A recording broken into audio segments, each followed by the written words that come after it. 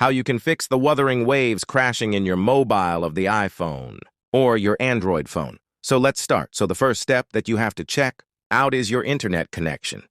You have to scroll down the display and here. You have to make sure that you are using the secure and stable internet connection, and after that you have to go into your App Store or the Play Store that you are using, and here, you have to search for it now from here. Once you are in, have to click on it and make sure that you are using the latest version of your game, and once you check it, you have to again go back and you have to go into your settings.